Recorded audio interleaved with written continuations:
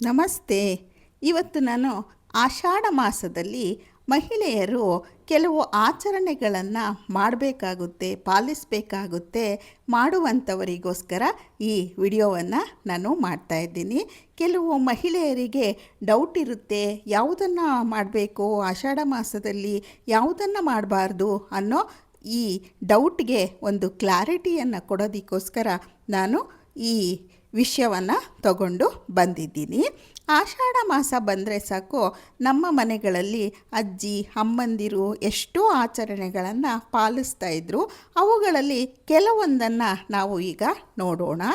ಆಷಾಢ ಶುಕ್ರವಾರ ಲಕ್ಷ್ಮೀ ಪೂಜೆ ಮಾಡಿದ್ರೆ ಮಹಿಳೆಯರು ತುಂಬ ಒಳ್ಳೆಯದು. ಮನೆಯಲ್ಲಿರುವ ನಕಾರಾತ್ಮಕತೆ ಹೋಗಿ ಸಕಾರಾತ್ಮಕತೆ ಬರುತ್ತೆ. ಫಸ್ಟು ಮನೆಯನ್ನು ಸ್ವಚ್ಛ ಮಾಡಿ, ರಂಗೋಲಿ ಹಾಕಿ, ದೀಪ ಹಚ್ಚಿ, ಲಕ್ಷ್ಮೀ ದೇವಿಗೆ ಅರಿಶಿನ ಕುಂಕುಮ ಸಮರ್ಪಿಸಿ, ಕುಟುಂಬದ ಐಶ್ವರ್ಯಕ್ಕಾಗಿ, ಆಯಸ್ಸಿಗಾಗಿ ಮತ್ತು ಆರೋಗ್ಯಕ್ಕಾಗಿ ಪ್ರಾರ್ಥಿಸಿದರೆ ತುಂಬ ಒಳ್ಳೆಯದು ಆಷಾಢ ಮಾಸದಲ್ಲಿ ಅಂತ ಹೇಳ್ತಾರೆ. ಮತ್ತೊಂದು ವಿಷಯ, ಹೊಸದಾಗಿ ಮದುವೆಯಾದ ಹೆಣ್ಮಕ್ಕಳು ತವರು ಮನೆಗೆ ಹೋಗುವ ಸಂಪ್ರದಾಯ.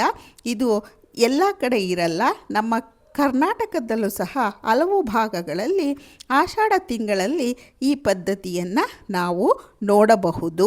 ಆಷಾಢ ಮಾಸದಲ್ಲಿ ಸಾತ್ವಿಕ ಆಹಾರಕ್ಕೆ ಆದ್ಯತೆಯನ್ನು ಕೊಡಬೇಕು.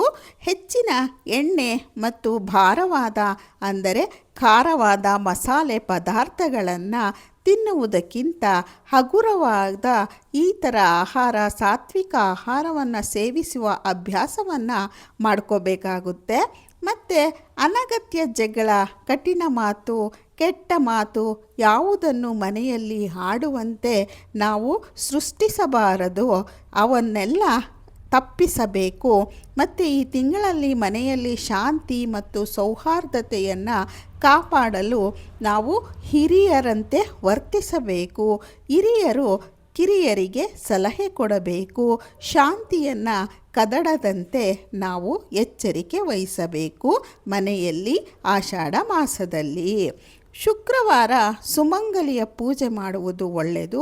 ಕೆಲವು ಮನೆಗಳಲ್ಲಿ ಸುಮಂಗಲಿಯರಿಗೆ ಅರಿಶಿನ ಕುಂಕುಮ, ಹೂವು ಅಥವಾ ತಾಂಬೂಲ ನೀಡುವ ಪದ್ಧತಿ ಇದ್ದೇ ಇದೆ. ಇದನ್ನು ಮಂಗಳಕರವೆಂದು ನಂಬ್ತಾರೆ. ಒಬ್ರಿಗೊಬ್ಬರು ಈ ರೀತಿ ಕುಂಕುಮವನ್ನು ಕೊಟ್ಟು ಅವರ ಭಾಗ್ಯವನ್ನು ಕಾಪಾಡು ಅಂತ ಲಕ್ಷ್ಮೀ ದೇವಿಯಲ್ಲಿ ನಾವು ಕೇಳ್ಕೋಬಹುದು. ಪ್ರತಿದಿನ ದೀಪ ಹಚ್ಚಿ ದೇವಿಯ ನಾಮಸ್ಮರಣೆ ಮಾಡುವುದು ಒಳ್ಳೆಯದು. ಮಹಾಲಕ್ಷ್ಮಿ, ದುರ್ಗಾದೇವಿ ಅಥವಾ ಮನೆಯ ಆರಾಧ್ಯ ದೇವರನ್ನು ಸ್ಮರಿಸಿ ಪ್ರಾರ್ಥನೆ ಮಾಡುವ ಸಂಪ್ರದಾಯ ಮುಂದುವರಿಸುವುದು ಒಳ್ಳೆಯದು. ಮನೆ ದೇವರಿಗೆ ಅಗತ್ಯವಾದಂತಹ ಪೂಜೆ ಪುನಸ್ಕಾರಗಳನ್ನು ಮಾಡುವುದು ಆಷಾಢ ಮಾಸದಲ್ಲಿ ತುಂಬ ಒಳ್ಳೆಯ ಹವ್ಯಾಸ. ದಾನ ಮತ್ತು ಸೇವೆ, ಬಡವರಿಗೆ ಅನ್ನದಾನ, ಬಟ್ಟೆ ದಾನ ಅಥವಾ ನಿಮ್ಮಿಂದ ಸಾಧ್ಯವಾದ ಸಹಾಯ ಮಾಡುವುದು ತಿಂಗಳಲ್ಲಿ ಪುಣ್ಯದ ಕಾರ್ಯವೆಂದು ಪರಿಗಣಿಸಲಾಗುತ್ತದೆ. ಅಂದರೆ ಆಷಾಢ ಮಾಸದಲ್ಲಿ ಇವೆಲ್ಲ ಮಾಡುವುದು ಪುಣ್ಯದ ಕೆಲಸ ಅಂತ ಹೇಳ್ತಾರೆ. ಆಷಾಢ ಮಾಸದ ಸಾರವೇ ಭಕ್ತಿ. ಅಂದರೆ ಆಷಾಢ ಅಂದ್ರೇ ಭಕ್ತಿ, ಶಿಸ್ತು ಮತ್ತು ಸೇವೆ ಮತ್ತು ಆಚರಣೆಗಳು ಕುಟುಂಬದಿಂದ ಕುಟುಂಬಕ್ಕೆ ಯಾವಾಗಲೂ ಬದಲಾವಣೆ ಇರುತ್ತೆ. ಆದರೆ ಎಲ್ಲವೂ ಒಂದೇ. ಭಕ್ತಿ, ಶಿಸ್ತು, ಶ್ರದ್ಧೆ ಮತ್ತು ಸ್ವಚ್ಛತೆ ಇವೆಲ್ಲ ಕಾಪಾಡುವುದೇ ಎಲ್ಲದರ ಅರ್ಥ. ಕುಟುಂಬಕ್ಕೆ ಒಳ್ಳೆಯದಾಗಲಿ ಅಂತ ನಾವು ಬೇಡ್ಕೋಬೇಕಾಗುತ್ತೆ.